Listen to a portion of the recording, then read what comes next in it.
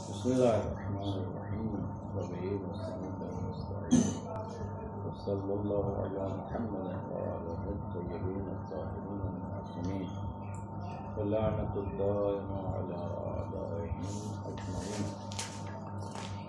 کل کی جو بات تھی ہماری خلاصہ بات یہ تھا کہ استعمال کی ہم نے کہا تو دو قسم جی، کیا استعمال حقیقی ہے یا مجازی، یا استعمال مجازی ہے.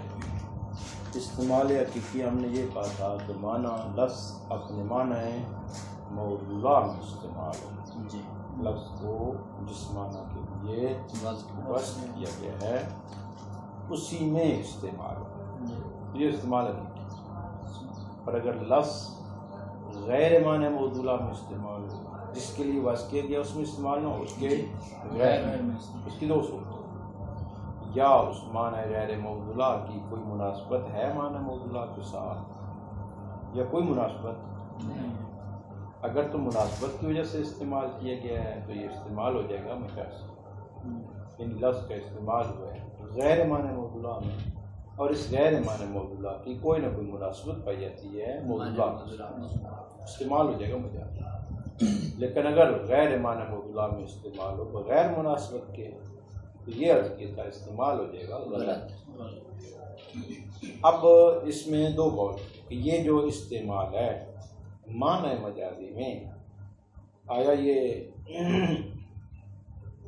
وعدے کی رخصت اور اجازت پر موقوف ہے کہ وعدے اجازت دے تو یہ استعمال مجازی صحیح ہے، اور اگر وعدے اجازت نہ دے تو یہ استعمال مجازی صحیح نہیں. یہ ایک قول تھا. دوسرا قول یہ تھا کہ نہ، یہ وعدے کی اجازت پر موقوف نہیں ہے اور ان مناسبات اور علاقات جو معنی بیان میں ذکر ہو چکے ہیں ان پر موقوف نہیں ہے، بلکہ یہ تابع ہے استحسان ذوق سلیم، ذوق سلیم، طبع سلیم، جس کو اچھا جانے. اگر استعمال کو وہ کہے اچھا ہے یہ ٹھیک ہے استعمال تو یہ ٹھیک ہے، بہتر جانے، اچھا جانے، مناسب جانے، ذوق سلیم. لیکن طبیعت انسان اگر اجازت دے دے، طبع انسان اگر اجازت دے دے تو یہ استعمال ٹھیک ہے، ولا یہ استعمال ٹھیک نہیں. اور مرحوم مظفر نے کہا تھا یہی قول حق ہے، قول صحیح کہ یہ استعمال تابع کس کے ذوق، اور یہ کل بات گزر چکی ہے. دوسری بات ہماری یہ تھی دلالت. ٹھیک ہے نا، دلالت ہم نے کیسے کہا تھا؟ العلم بشیء، ٹھیک ہے نا، یحصل من العلم بشیء آخر، ایک شے کے علم سے دوسری شے کا علم حاصل ہو. اس دلالت کی دو قسمیں تھیں، یا دلالت تصوریہ تھی یا دلالت تصدیقی. دلالت تصوریہ ہم نے اس سے کہا تھا کہ فقط سامع کا ذہن منتقل ہو جائے معنی کی طرف، چاہے اس نے ارادہ کیا ہو، چاہے ارادہ نہ کیا ہو، چاہے معنی حقیقی میں لفظ کو استعمال کر رہا ہو، چاہے معنی مجازی میں، یہی جو ذہن کا منتقل ہونا ہے معنی کی طرف، یہ دلالت تصوریہ. اس میں عرض کیا تھا کہ فقط سامع کو علم بالوعد ہونا چاہیے. جو ہی اس کو علم ہوگا وعد کا کہ اس لفظ کو اس معنی کے لیے وصف کیا گیا ہے اور منتقل ہو جائے. لفظ منتقل ہوگا کس کی طرف؟ معنی. گلاس جب کہتے ہیں گلاس، فوراً ذہن کس کی طرف جاتا ہے؟ جگ کی طرف نہیں، وہ گلاس کی طرف ہی جاتا ہے. ٹھیک ہے نا، کیونکہ لفظ گلاس کو وصف کیا کس کے لیے؟ گلاس کے لیے.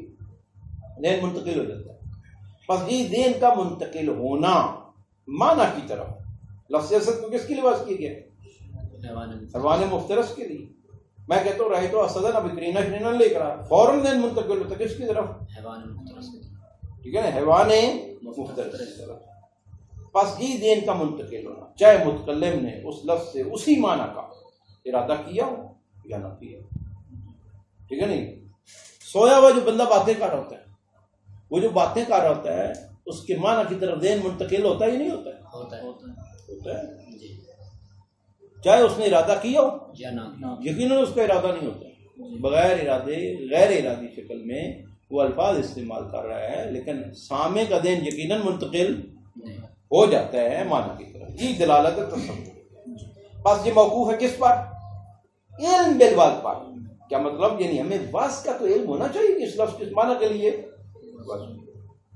اب کلمہ آپ اگر کوئی پنجابی یا پاکستانی یا ایران میں جو فارسی سے واقف بھی نہ ہو، اس کو لفظ آپ کو پتہ نہیں کس کے لیے بس کیے. آپ کو اگر آپ اس کو کہے گا تو اس کا ذہن منتقل نہیں. کیوں؟ اس کو علم بالباد نہیں ہے، اس کو پتہ نہیں کہ اس لفظ کس معنی کے لیے وضع کیا گیا. لیکن اگر ایرانی ہو، اس کو پتہ ہے کہ لفظ آپ کو وضع کیا گیا پانی کے لیے، فوراً اس کا ذہن منتقل ہو جائے گا پانی. سمجھ آ رہی ہے؟ اس کو دلالت تصوریہ کہا تھا، اور یہ موقوف فعل بالباد کا. دلالت تصدیقیہ ہماری موقوف تھی 4 چیزوں پر. کیوں دلالت تصدیقیہ ہم نے کہا کسے ہے؟ دلالت تصدیقیہ ہم نے یہ کہا ہے کہ لفظ دلالت کرے معنی مقصود پر، نہ معنی پر. دلالت تصدیقیہ میں ذہن منتقل ہو جائے سامع کا معنی مقصود کی طرف جس کا متکلم نے ارادہ اور قصد کیا. بس یہاں پر فرماتے ہیں یہ موقوف ہے 4 چیزوں پر. پہلے کہ ہم یہ ثابت کر لیں کہ متکلم مقام بیان میں ہے، 1. 2 ہم ثابت کر لیں کہ متکلم مذاق نہیں کر رہا. 3 ثابت کر لیں ہم اس بات کو کہ متکلم نے اس معنی کا قصد کیا ہے اور اس کی کلام اس معنی کی طرف مشعر ہے. اور 4 کہ ہم ثابت کر لیں کہ اس معنی موضوعہ کے خلاف متکلم نے قرینہ بھی نصب نہیں کیا. ہاں اگر قرینہ نصب کرے تو مراد متکلم اس قرینہ کے مطابق ہوگی جس پر اس نے نصب کیا. مراد متکلم اس قرینہ کے مطابق ہوگی. ارادہ متکلم اس لفظ سے اس معنی کا ہوگا جس پر اس نے قرینہ کو نصب. واضح ہوگی بات. المعروف سے آج کا درس ہے ہمارا. والمعروف ان دلالت الاولی التصوریہ معلولۃ للواضح. اس کی طرح میں نے اشارہ کر دیا ہے کہ دلالت تصوریہ میں فقط علم بالواضح، لیکن دلالت تصدیقیہ میں فرماتے ہیں کہ فقط علم بالواضح کافی نہیں ہے. اب آیا دلالت، توجہ کریں میری طرف. یہ بات یہ ہے دلالت تابعۃ للارادہ. یہ جو ہم نے دلالت تصوریہ کو دلالت کہا ہے، یہ دلالت ہے بھی یہ اصل دلالت ہی نہیں ہے. اگر ہم اس چیز کے قائل ہو جائیں کہ دلالت تابعۃ للارادہ، کہ دلالت تابع کس کے؟ ارادہ. تو دلالت تصوریہ میں تو ارادہ ہی نہیں ہے. ٹھیک ہے نہیں؟ لفظ منتقل ہوتا ہے معنی کی طرف چاہے متکلم نے ارادہ کیا ہو یا نہ. جس میں ارادہ ہے متکلم کا، ٹھیک ہے نہیں، اور اس نے کلام سے ارادہ کیا کسی معنی کا اور اس کا مقصود بھی ہے اور وہ سیریس بھی ہے، جدی بھی ہے، یہ دلالت تصدیقیہ ہے. اس کا مطلب یہ ہے کہ اگر ہم کہیں دلالت تابعۃ للارادہ تو دلالت تصوریہ حقیقت میں دلالت ہی نہیں ہے. اگر اس کو دلالت کہا گیا ہے تو دلالت کہا گیا ہے من باب المجاز، نہ من باب حقیقت. حقیقت میں وہ دلالت ہم اسے کہیں گے جو تابعۃ للارادہ ہو. ٹھیک ہے نہیں؟ اب اگر تابعۃ للارادہ ہے تو دلالت تصدیقیہ ہے، نہ دلالت تصوریہ ہے. بات واضح ہو گئی یہ نہیں؟ سب سے پہلے فرماتے ہیں اس مطلب کی طرف جس نے متوجہ کیا ہے وہ کون ہے؟ وہ فرماتے ہیں شیخ نصیر الدین طوسی علی اللہ مقامہ، کہ جنہوں نے یہ بات کہی ہے کہ دلالت تابع کس کے؟ ارادہ کے، اور وہ فقط دلالت ہے تصوری تصدیقیہ ہے. پس دلالت کی فقط ایک قسم ہے، نہ 2 قسمیں ہیں. دلالت یعنی فقط دلالت ہے تصدیقیہ، نہ ایک دلالت تقسیم ہوتی ہے کس کی طرف؟ تصوریہ کی طرف اور تصدیقیہ کی طرف. توجہ کریں میری طرف. اگر فرماتے دلالت کی ایک ہی قسم ہے اور وہ دلالت تصدیقیہ ہے تو یہ جو دلالت کی تقسیم کی گئی تصوریہ اور تصدیقیہ کی طرف، یہ تقسیم الشیء الی نفسہ و الی غیرہ ہے. تقسیم الشیء الی غیرہ بھی ہے، نفسہ و الی غیرہ، اور تقسیم الشیء الی نفسہ و الی غیرہ جو جائز نہیں. دیکھیں آپ کلمہ کو تقسیم کریں، کلمہ کی پہلی قسم کلمہ، یہ تقسیم الشیء الی نفسہ ہی ہے. کلمے کو تقسیم کریں، کلمے کی پہلی قسم کلمہ. جب دلالت ہے ہی تصدیقیہ، تصوریہ دلالت ہی نہیں ہے، تو آپ دلالت کو جب تقسیم کر رہے ہیں تصوریہ اور تصدیقیہ کی طرف، تو تصوریہ کی طرف تقسیم، ٹھیک ہے، تقسیم الشیء الی غیرہ جو اس کی ہے ہی نہیں، کوئی دلالت تصوریہ کا ہم نے دلالت نہیں کہا جب دلالت ہی نہیں ہے. لیکن آپ کلمہ کو تقسیم کرتے ہیں اسم فعل اور اسم کلمہ ہے یا نہیں؟ کلمہ ہے. فعل کلمہ ہے یا نہیں؟ حرف کلمہ ہے یا کلمہ ہے؟ جب اسم کلمہ ہے، فعل کلمہ ہے، حرف کلمہ ہے تو یہ تقسیم تو ٹھیک ہے. لیکن جب تصوریہ دلالت ہی نہیں ہے، تصوریہ دلالت ہی تو یہ تقسیم شاء الی غیر ہی ہے.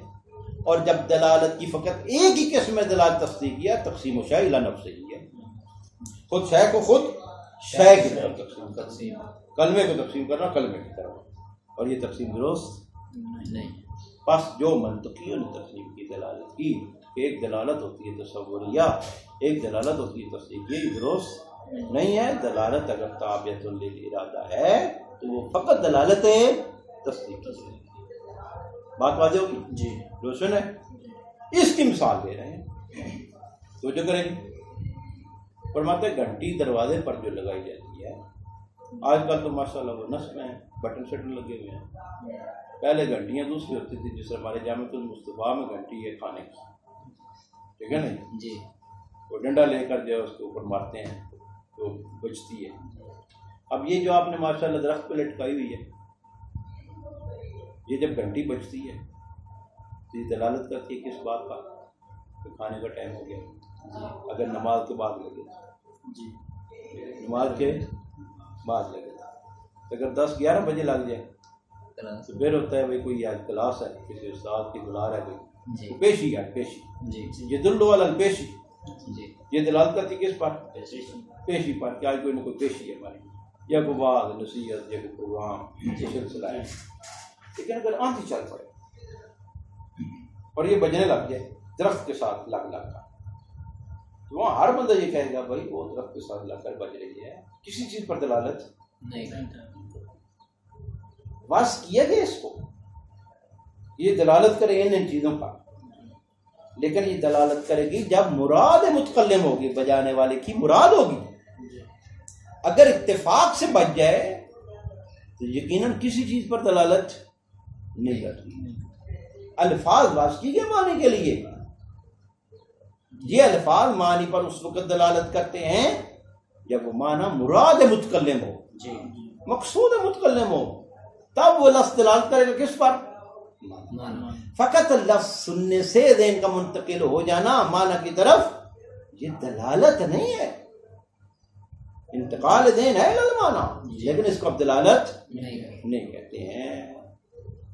اسی طرح فرماتے ہیں گھنٹی جو ہے، اسی طرح فرماتے توجہ کریں، یہ جو یہ اشارات وغیرہ عقود نصب ہوتے ہیں سڑکوں پر، یہ ریڈ اشارہ اگر اس کیفیت مخصوصہ کے ساتھ اگر اس چوک میں لگا ہوا ہو، ٹھیک ہے نا، تو اگر وہ ریڈ جل رہا ہو کس پر دلالت کرتے ہیں؟ رکنے پر. اور اگر گرین ہو تو چل، اگر یلو ہو تو زرد ہو جائے تو آمادگی پر، وہ آمادہ ہو جائیں، ٹھیک ہے نا، چلنے کے لیے. اور جن کی طرف آپ ریڈ آنا ہے وہ آمادہ ہو جائے رکنے کے لیے، کہ اپنے آپ کو روک. لیکن اگر یہی اشارہ اکھڑا ہوا ہو اسی جگہ پر، ٹھیک ہے نا، اس طریقے مخصوص کے ساتھ نہ ہوا ہو تو کسی چیز پر دلالت، یا دکان میں ہو، دکان والا بنا رہا ہو، مرمت کر رہا ہو، تو آپ یقیناً یہ معنی خطور کرتا ہے کہ یہ جی اشارے ہیں جو دلالت کریں گے انشاءاللہ، ابھی نہیں کرتے ہیں، کریں گے، اور ان کو واضح کیے گئے اس چیز کے لیے. لیکن وہاں جب یہ دکان پر یہ بن رہے ہیں اور بنے ہوئے پڑے ہوں، وہاں کسی چیز پر دلالت نہیں کرتے ہیں. اس کا مطلب یہ ہے کہ حقیقت میں الفاظ معنی پر اس وقت دلالت کرتے ہیں جب وہ مراد متکلم ہو. یہاں تک دیکھیں پھر المعروف ان الدلالۃ الاولى التصوریہ معلولۃ للبعض، مشہور یہ ہے کہ پہلی دلالت تصوریہ ہے وہ معلولۃ للبعض، وہ کہاں سے پیدا ہوتی ہے؟ وصف.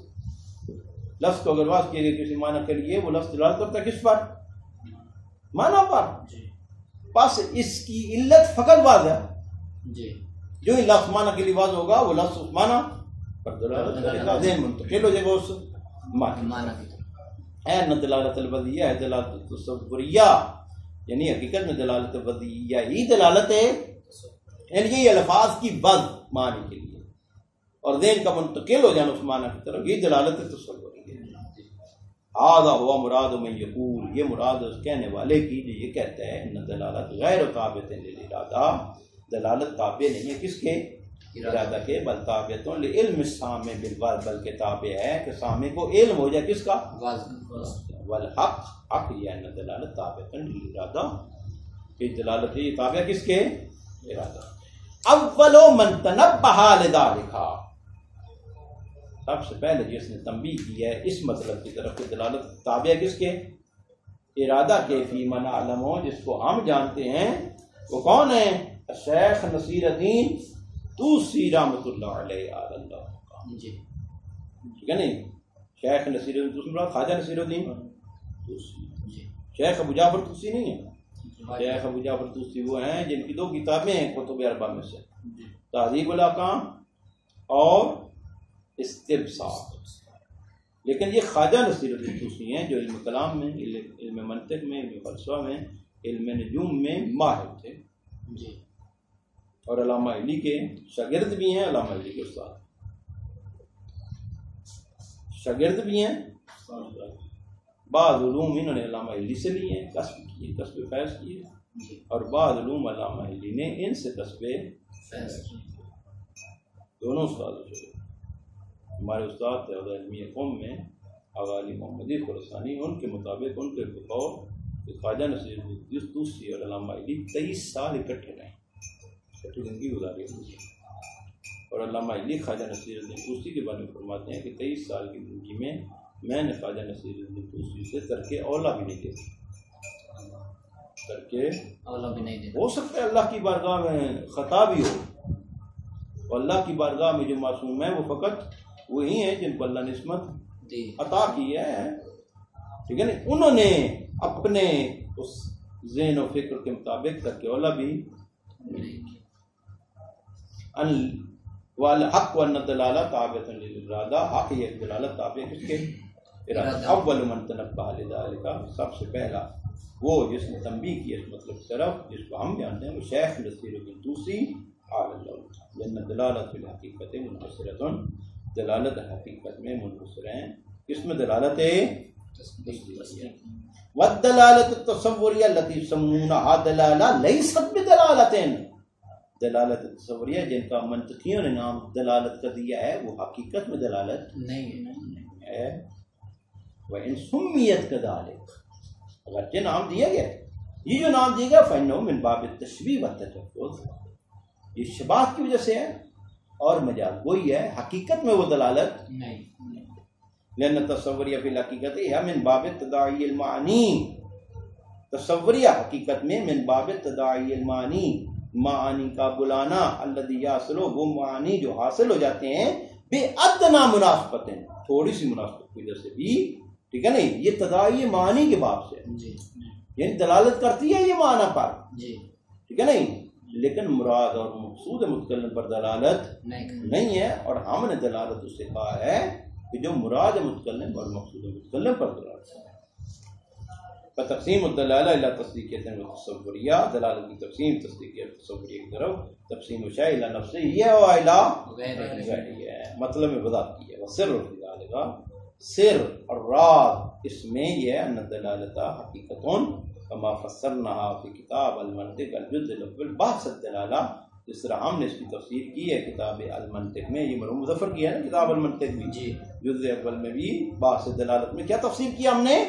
ان الدلالت حقیقت ہی، دلالت حقیقت میں یہ ہے ان یکشف الدال عن وجود المدلول، کہ دال دلالت کرنے والا کشف کرے وجود مدلول. اور یہ کب ہے؟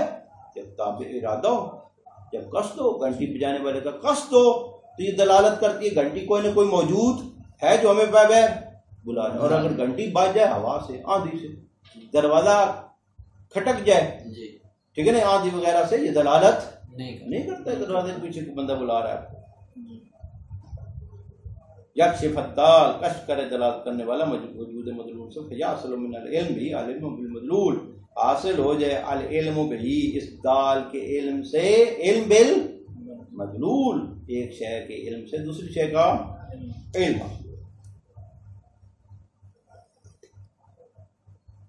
سوال کان دال لفظ چاہے دلالت کرنے والا لفظ ہو یا غیر لفظ. ایک مرتبہ دلالت کرنے والا لفظ ایک مرتبہ دلالت کرنے والا غیر لفظ. عرض کیا وہ جو لافتات وہ جو اشارے وغیرہ نصب ہوتے ہیں ٹھیک ہے نا جی تیر کا نشان یہ لفظ نہیں ہے لیکن دلالت کرتے ہیں. مثلا ان ترکت الباب دروازے کی گھنٹی ٹھیک ہے نا جی یقال ان عدالت یہ دروازے کی گھنٹی کا بجنا دروازے کی گھنٹی کا بجنا یہ دلالت کرتا ہے علی وجود شخص علی الباب کہ کوئی نہ کوئی شخص موجود ہے کس پر دروازے طالب لأحد الدار جو طلب کر رہا ہے گھر والا بے اعتبار ان المطرقہ یہ گھنٹی جو ہے ان المطرقہ موضوعۃ لہذا کیونکہ اس مطرقہ گھنٹی کو واضح کیا گیا اسی غائب والتعلیل هذا المعنى ٹھیک ہے نا اس معنی کی وضاحت ان السماء الترقہ گھنٹی کا سننا گھنٹی کے بجنے کا سننا یکشف عن وجود طالب یہ کش کرتے ہیں طالب موجود ہے جو کس کر رہے ہیں لطلب طلب کا ویحصل من العلم بالترقہ العلم بالطارق گھنٹی کے بجنے سے علم حاصل ہوتا ہے طارق کا علم ایک گھنٹی کے بجنے کے علم سے علم ہوتا کس کا طارق کو بجانے والا ہے کو بلانے والا ہے علم بطارق و قصدے اور اس قصد کی ارادہ کیا ہے ولذالک یتحرک السامع الی اجابت سامع حرکت کرتا ہے اٹھتا ہے تاکہ اس کا جواب دے لا انه ينتقل ذهن السامع من تصور الترقہ الى تصور الشخص ما نہ یہ ہے کہ فقط سامع کا ذہن منتقل ہو جاتا ہے فقط گھنٹی کے بجنے کے تصور سے شخص کے تصور کی طرف ایسا نہیں فقط گھنٹی کے بجنے کا تصور کر لے اٹھ کے بھاگ پڑے ایسا نہیں کبھی بھی نہیں ہوتا کہ هذا الانتقال قد يحصل یہ انتقال جو حاصل ہو جاتا ہے بے مجرد تصور معنی الباب فقط معنی باب کا تصور کرنے سے بھی یہ حاصل ہو جاتا ہے انتقال ترکا گھنٹی کے بجنے سے بھی حاصل ہو جاتا ہے من دون یسمع ترکا بغیر اس کے کہ گھنٹی کے بجنے کو سن لے بغیر سننے کے بھی فقط تصور کرنے سے بھی یہ انتقال حاصل ہو جاتا ہے ولا يسمى ذلك دلالہ اس کو دلالت نہیں کہتے ہیں ولذا ان الترقہ لو كانت على نحو مخصوص يحصل من حرکت الهواء یہ گھنٹی کا بجنا اگر اس نحو مخصوص پر ہو کہ حاصل ہو جائے من حرکت الهواء کہ یہ ترقہ حاصل ہو جائے یہ گھنٹی کا بجنا حاصل ہو جائے حرکت ہوا سے مثلا لا تكون دالہ تو یہ دلالت نہیں کرتا علامہ وضعت لہ المطرقہ گھنٹی کو جس کے لیے واسطہ کیا گیا اس پر دلالت نہیں کرتا فإن خطر فی ذہن سامع معنی ذلك اگرچہ سامع کے ذہن میں وہ معنی منتقل ہو جائے خطور کر جائے وہکذا نقول فی الدلالۃ الالفاظ علی معانیہا بدون فرق ہم دلالت الفاظ کو جو ان کے معنی پر ہے اسی طرح کے بغیر فرق یہ جو مطرقہ مثال ہے یہ الفاظ نہیں ہے یہ غیر لفظ الفاظ کی دلالت معنی پر وہ بھی اسی طرح کہ جب تک اس لفظ کا استعمال کرنے والا اس کے معنی کا ارادہ نہ کرے ٹھیک ہے نا جی لام لو لفظ معنی پر دلالت نہیں فإن لفظ اذا صدر من المتکلم اگر لفظ صادر ہو جاتا ہے متکلم سے اللہ نحو اس طرح یعرض معه ثابت ہو جاتا ہے اس کے ساتھ انه جاد فیہ کہ یہ جدی ہے اس معنی میں غیر عادل مذاق نہیں کر رہا ہے انه عن شعور وقصد شعور اور قصد کے ساتھ ہے وان غرض هو البیان والافهام اور اس متکلم کی غرض بیان اور افہام ہے ومعنى اعراض ذلك اب اس کے ثابت ہونے کا معنی یہ ان سامع علم بذلك سامع ان چیزوں کو جان لے سامع ان چیزوں کو کیا جان لے کہ یہ جدی ہے یہ شعور اور قصد کے ساتھ لفظ کو استعمال کر رہے ہیں اور اس کی مراد اس لفظ سے معنی کو سمجھانا ہے ٹھیک ہے نہیں سامع ثابت کر لے جان لے فإن كلامه يكون حينئذ دالا على وجود المعنى تو یہاں پر متکلم کی کلام دلالت کرے گی کس پر وجود معنی پر اے وجود ہی فی نفس المتکلم بے وجود قصدی کہ یہ معنی نفس متکلم میں وجود قصدی کے ساتھ موجود فیکون عالم السامع بصدور الکلام منہ یستلزم علمہ من المتکلم قاصد لما نہو، جب فیکون علم السامع، سامع کا علم بصدور الکلام، کلام کے صادر ہونے سے، من ہو اس متکلم سے، یہ مستلزم ہے کہ سامع علم پیدا کر جائے کیا، بین المتکلم قاصد لما نہو، متکلم نے معنی کا تسکیہ ہے لأجل یفہمہ السامع، تاکہ سامع اس کو سمجھ سکے، فبہذا یکون الکلام دالا، اسی وجہ سے کلام دال ہے، کما تکون الترکہ دالہ، اس طرح ترکہ گھنٹی کا بجنا دالہ تھا، دلالت کرنے والا تھا، وینعقد بہذا للکلام ظہور فی معنی الموضوع، پس کلام کے لیے ظہور پیدا ہو جائے گا، معنی ہے اس سے کلام کے لیے ظہور پیدا ہو جائے گا، کس میں معنی ہے موضوع، یا اس معنی میں الذی اقیمت الی ارادتہ کرینہ، جس پر متکلم نے کرینہ کا ارادہ کیا، ولہذا نحن عرفنا الدلالۃ اللفظیہ فی المنطق، اسی وجہ سے ہم نے منطق میں دلالت لفظیہ کی تعریف کی ہے، اس کے ساتھ کیا تعریف کی ہے، بأنہا ہی کون اللفظ بحالت، کہ لفظ ایک ایسی حالت پر ہو، کس حالت پر ہو، ایسی حالت پر ہو، ینشأ من العلم بصدورہ، اس لفظ کے صدور کے علم سے، متکلم سے حاصل ہو جائے، پیدا ہو جائے، العلم بالمعنی، بالمعنی المقصود، معنی مقصود کا علم پیدا ہو جائے۔ پھر ترجمہ کروں، یا کون اللفظ، لفظ کا ایک ایسی حالت میں ہونا کہ اس لفظ کے صدور کے علم سے حاصل ہو جائے، ینشأ پیدا ہو جائے، العلم بالمعنی، پیدا ہو جائے علم بالمعنی المقصود، جس کو اس نے قصد کیا۔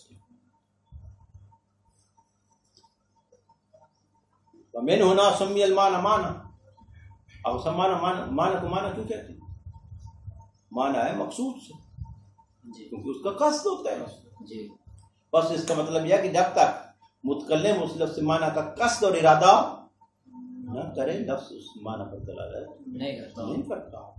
ومن ہونا سمی المعنی معنی، معنی کو معنی کہتے ہی اس وجہ سے ہے المقصود، کیونکہ اس کا قصد کیا گیا ہے، من انا ہو اذا قصد ہو، ٹھیک ہے نہیں، یہ من انا ہو، یہ انا سے، یعنی اذا قصدہ، جب اس کا معنی انا یا انی سے ہے نا، اس کا معنی یہی ہے، میری مراد، آنی یعنی میری مراد، اس کا مطلب یہ ہے کہ اگر معنی ہے اس انا سے، اعنا سے، ٹھیک ہے نہیں، تو لا معنی دلالت کرتا ہے کس پر، مراد، وَلِأَجْلِ يَتَّضِحَ هَذَا الْأَمْرُ جَيِّدًا، ایک اور مثال تاکہ امر تھوڑا سا اور واضح ہو جائے، اعتبرا باللافتات، لافتات یہ بورڈ وغیرہ، یہ جو نصب ہوتے ہیں، یہ اشارے وغیرہ، لیکن ان کو کہتے ہیں اللہ کی توضع فی هذا العصر، جو وضع کیے گئے ہیں، رکھے گئے ہیں، قرار دیے گئے ہیں اس عصر میں، للدلالت،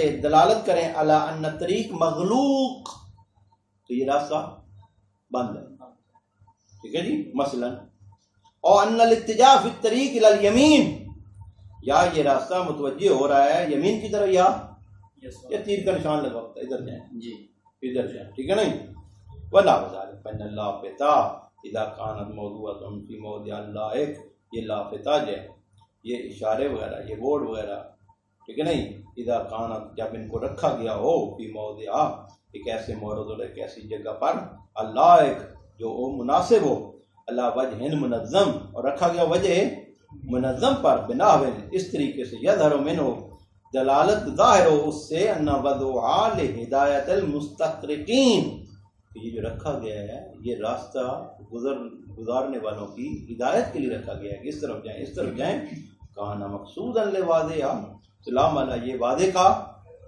قصد ہے، فإن وجودہا ہاکذا یدل، تو ان کا وجود، ان لافتات کا وجود دلالت کرتا ہے، علامہ یقصد منہا، جو ان لافتات سے قصد کیا گیا، کیا قصد کیا گیا، من غلق الطریق، تو یہ راستہ بند ہے، یا غلق الطریق، اویل اتجاہ، یا راستے کی طرح متوجہ کر رہے ہیں، یہ تیر کا جو نشان ہوتا ہے، اما لو شاہدتہا مطروحا، لیکن اگر مشاہدہ کیا جائے ان کا مطروحا، اکھڑے ہوئے ہیں، گرے ہوئے ہیں، پھر طریق، راستے میں، محمل پڑے ہیں، اور عند القاتب، یا بھی کاتب کے پاس ہیں، یرسمہا، وہ بھی ان کو ترسیم کر رہا ہے، بنا رہا ہے ان کو، فإن المعنى المکتوب یخطر فی ذہن القاری، وہ معنی مکتوب خطور کرتا ہے قاری کے ذہن میں، لیکن لا تکون دالہ عند القاری، پڑھنے والے کے ذہن پر دلالت نہیں کرتا کہ اللہ نے طریق مغلوق یا براستہ باندھا ہے۔ وہ پڑھے ہوئے کہاں پر؟ کاتب کے پاس، کاتب ابھی ترسیم کر رہا ہے، یا اکھڑے ہوئے ہیں تو یہ دلالت کرتے راستہ بند ہے، کبھی بھی دلالت نہیں کرتے ہیں۔